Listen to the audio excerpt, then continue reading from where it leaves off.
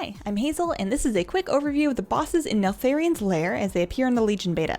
Neltharion's Lair is a 4-boss dungeon coming in Legion, and this is where Deathwing used to live before he went all Deathwing on us.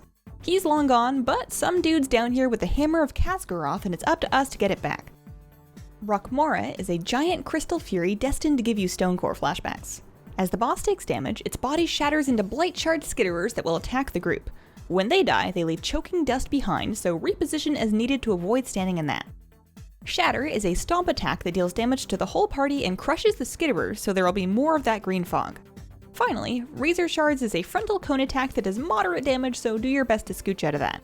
The whole Skitterer choking dust mechanic sounds worse than it plays out to be, so don't worry about it too much. Ularogg Cragshaper is the Underking's most trusted advisor, and he likes to make rock dudes as a hobby. Strike of the Mountain summons a pair of stone hands which will clap together Chromog style. It's pretty hard to miss, so try not to get schmucked. Bellow of the Deeps summons idols which will scream debris down from the ceiling. Killing those stops that damage, and having less of them will help you out later. Sunder does heavy damage to the tank and should be mitigated with some sort of cooldown. For Stance of the Mountain, Ularogg will turn himself into an idol and hide among all the other ones while debris is still falling from the sky. Attack the idols to find the boss and the phase. Keep on top of the adds to minimize AoE damage, and this fight goes by pretty easily. Naraxas is a big, nasty rockworm with an upset stomach. Like other bosses with fixed locations, Naraxas gets super pissed if nobody's tanking her, so make sure you don't wander off for no reason. Wormspeaker Devout adds will spawn, and while they don't hit you, they will try and get eaten by the boss, and that's not great either. Each victim she devours gives her a stacking 15% damage buff, so either nuke the adds or murder the boss before that buff gets too gross.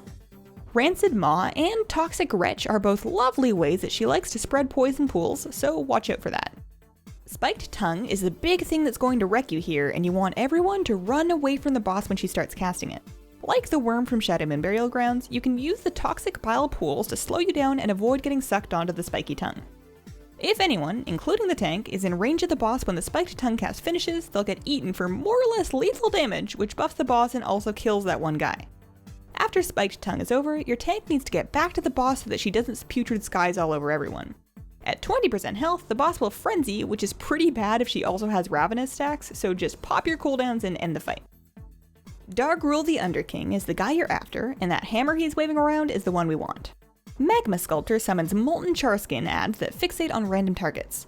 They deal damage to the whole party as they walk, so killing those is a priority.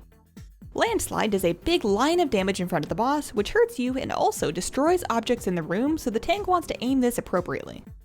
Crystal Spikes will erupt at a ranged location which does damage and a knockback and then remains at that spot. Landslide will break the spikes if it hits them, and you need those up for later, so aim the boss away from the spikes. Pulling a Charskin into a crystal will stun it for 10 seconds and increase its damage taken, so that's a valid way to get rid of those adds. Molten Crash does big damage to the tank and does even more if they don't have active mitigation up, so time something for that. Last, Magma Wave will do pretty much lethal damage to everyone that's exposed, so you want to get behind some crystals. If you let the boss shatter all the crystals with Landslide, then you're straight out of luck and you may need to try the fight again. Plan ahead and you should be done in no time. So that's Neltharion's Lair. Overall, this dungeon took us about half an hour, and it's definitely up there as one of my favorite new instances.